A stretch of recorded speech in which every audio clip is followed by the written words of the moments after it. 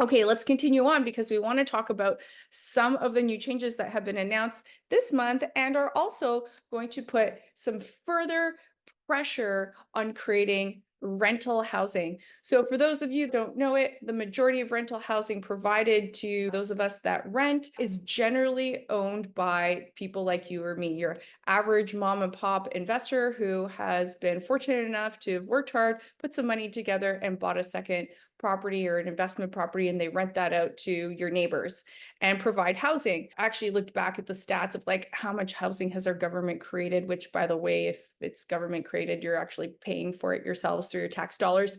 But nonetheless, like, they've built nothing. I think it's about 35,000 homes in the last 30 years. Despite the name speculators or investors and landlords, we kind of need those people out there in the marketplace because they provide housing to anyone that needs to rent. If you can't get into the ownership market, you need to rent and you need to start somewhere.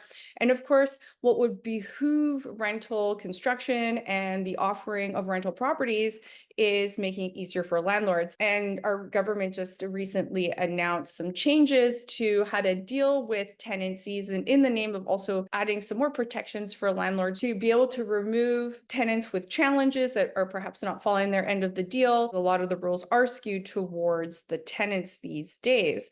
And of course, that makes it really challenging because landlords are on the hook. They risk themselves and their credit and everything for having mortgages on the property and basically giving the rights away to their tenants. And we need to find a balanced approach. But anyways, the point is that as of July 18th, if you have a tenanted property, you are now going to have to give 4 months notice. That's 4 clear months notice if you want to owner occupy the property. And that comes up two ways. One is if you are the actual owner of the property and you are a family member, and there's a definition as to what counts as a family member, want to occupy your own property. So to get back into your own property, you have to now give 4 months notice instead of 2 months notice. Number two, the second way that you own or occupy a property is if you're going to sell your tenanted property and the new buyer wants to move into that home. The buyer is going to own or occupy that property.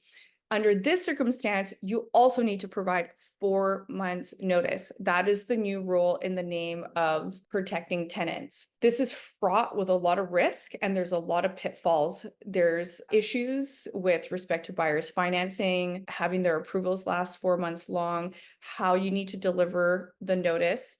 From my understanding now is there's going to be a new portal where you're going to submit the paperwork as the landlord owner, and someone is going to review your submission and ensure that it meets the criteria in order for you to be able to be allowed to serve this 4 months notice. Obviously, this is going to create some issues with respect to selling tenanted properties. We've already had landlords reaching out to us because they're at the point where they no longer want to be landlords anymore. Too much of the system and too many of the rights have fallen over onto the tenant side, and it just puts landlords at risk. And so I think what we're going to see is even further lack of rental housing in this marketplace, something that we like truly dearly need more and more of. But if you are an owner of a property and you're considering selling that property, there are definitely strategies that we can take to help minimize any kind of losses, maximize your sale price, and making sure that you are properly informed. I sell about 30% homes either tenant occupied as a listing agent or as the buyer's agent, and I'm also a landlord myself. I know the rules pretty well, and we can prepare you and help you put together a strategy if you have a property that you're no longer interested in renting anymore,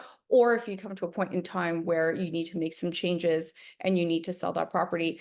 Well in advance of talking to the tenants, please reach out to us so we can help you.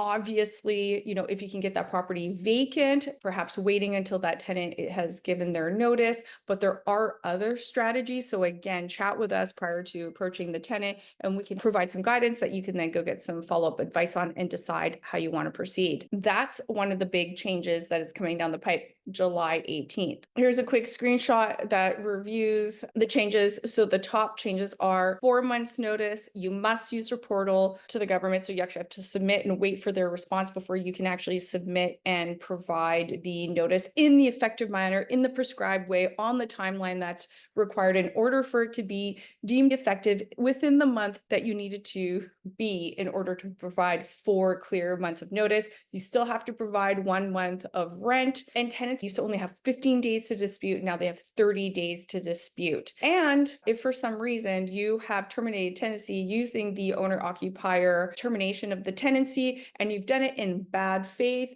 now a tenant can come after you for 12 months of rent of damages. So just please keep that in mind when and how you're using this termination. I'm Christine Kopr with Sotheby's Realty in Vancouver, BC, and I look forward to connecting with you next month. Cheers.